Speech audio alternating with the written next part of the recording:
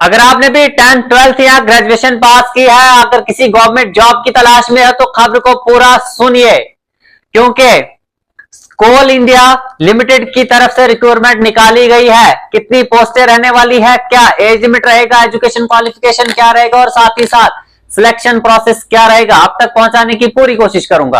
आप देख रहे हैं टुडे न्यूज 9 और मैं हूं आमिर मीर। सबसे पहले अगर मैं इंपॉर्टेंट डेट्स की बात करूं, यानी कब से जो है वो फॉर्म लगने शुरू होंगे, तो मैं आपको बताता चलूं 15/1/2025 से जो है वो फॉर्म लगने शुरू हो गए हैं। आप जल्द से जल्द जो है वो अपना फॉर्म लगवा दीजिए। अगर लास्ट डेट की मैं बात करूं तो 14/2/2025 जो है वो आखिरी की डेट रहने वाली है। याद रखिए 14/2/2025 जो है आखिरी डेट रहने वाली है, यानी अभी भी आपके पास जो है 20 दिन का टाइम है। आप जल्द से जल्द जो है वो अपना फॉर्म लगवा दीजिए। अगर मैं एप्लीकेशन फीस की बात करूं तो मैं आपको बताता चलूं, अगर आप जर्नल या ओबीसी कैंडिडेट है, अगर आप इन कैटेगरी से बिलोंग करते हैं, अनरिजर्व्ड हो या फिर ओबीसी कैंडिडेट हैं, तो आपको जो है 1180 रुपीज जो है वो फीस पे करनी पड़ेगी और ऑनलाइन फीस जो है 1180 रुपीज है। और अगर आप साथ ही साथ एससी या एसटी कैंडिडेट है या पीएच कैंडिडेट है, साथ ही अगर आप फीमेल कैंडिडेट है, आपसे जो है वो कोई भी फीस जो है वो नहीं ली जाएगी।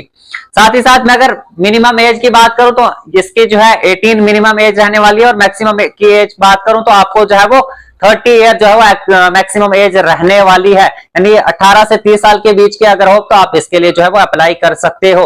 साथ ही साथ एज रिलैक्सेशन प्रोसेस भी है। एज पर रूल है, अगर आप ओबीसी कैंडिडेट है तो 3 साल की मिल जाएगी और अगर आप एससी या एसटी कैटेगरी से बिलोंग करते हैं तो आपको जो है 5 साल की एज रिलैक्सेशन जो है वो मिल जाएगी। अगर मैं पोस्टों की बात करूं तो मैं टोटल पोस्टों की बात करूं तो मैं आपको बताता चलूं 434 जो है वो टोटल पोस्टें रहने वाली है। बहुत ज्यादा वैकेंसी जो है वो निकली हुई है और ऑल इंडिया लेवल पर की वैकेंसी जो है वो निकाली गई है। मैं आपको बताता चलूं पोस्टों के नाम जो है आप जो है फाइनेंस की है, लीगल की है, साथ ही साथ मार्केटिंग की है, सेल्स की, मार्केटिंग सेल्स की, मटेरियल मैनेजमेंट की है, सिक्योरिटी की है, कोल प्रिपरेशन की है, जो अलग अलग जो है वो वैकेंसीज निकाली गई है। और साथ ही साथ मैं अगर एजुकेशन क्वालिफिकेशन भी बताता चलूं तो अगर आपने एनवायरमेंट की है डिग्री, अगर आपने एनवायरमेंट में की है, इंजीनियरिंग में किया है, 60% मार्क्स जो है अगर आपके हैं तो आप इसके लिए जो है वो अप्लाई कर सकते हो। और साथ ही साथ फाइनेंस की है, अगर आप सीए, अगर आपने चार्टर्ड अकाउंटेंट का कोर्स किया हुआ है तो आप जो है इसके लिए अप्लाई कर सकते हो और 103 वैकेंसी जो है